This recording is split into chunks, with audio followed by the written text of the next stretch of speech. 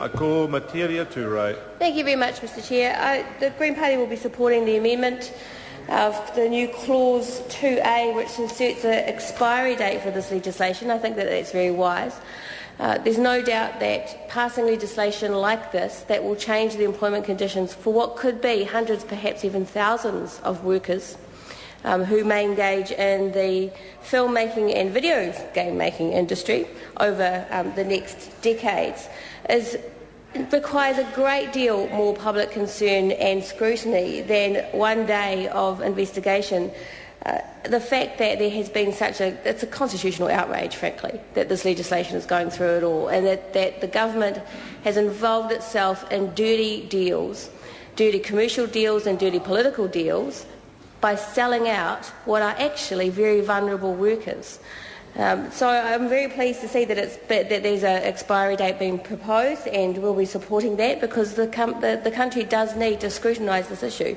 The government is trying to push this through in urgency because they're running on a political wave at the moment. But once that deal is unpicked, the country will see just how dirty it has been and just what the consequences will be.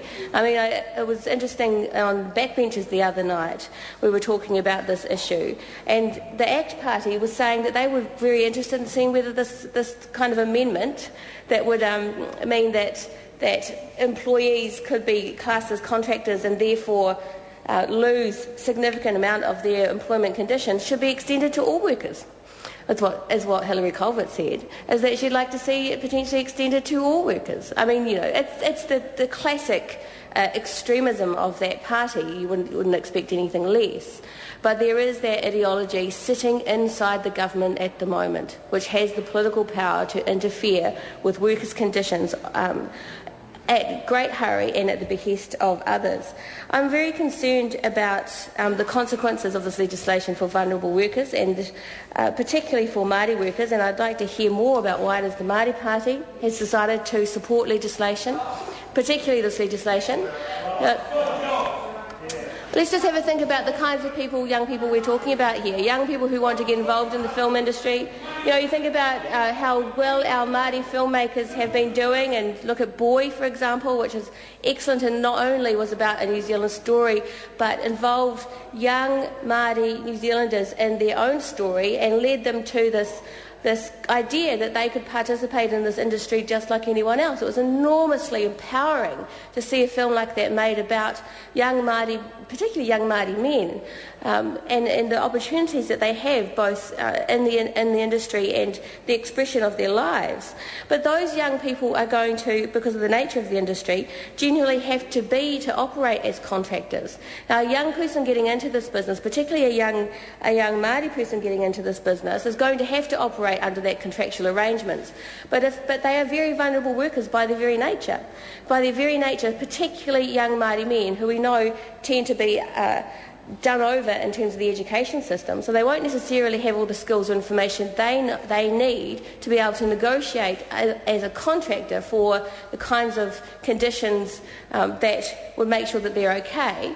And if they are then treated like employees by the company and they don't realise that this is happening because they aren't aware of their full employment rights, then this legislation means that they will be stripped of the things like holiday pay, things like sick leave. They will be stripped of the capacity to be treated like employees when they are being treated like employees. They will not have the bargaining power. They will not have the knowledge and information they need to negotiate in the contracts to make sure those things are covered. And it will be these young Māori workers, and particularly our Māori men, who will be suffering from this. Young Māori employees involved in this industry at various levels are going to be the ones in the future, and not that many years away, who are going to be most affected very badly by this. So why is the Māori Party allowing the government that they belong to, that they are part of, to pass legislation under urgency where no Māori lawyers, no Māori employment lawyers, no Māori communities, no Māori iwi or hapu,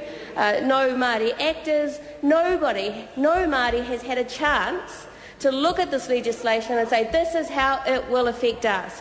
Those young ones who are out there in the industry able to look at it and say, this is how it will affect me, this is how it will injure me, this might be how it will benefit me. There is no scrutiny of this on those workers who will be the ones most affected. And we know, Mr Chair. For Chris Hipkins.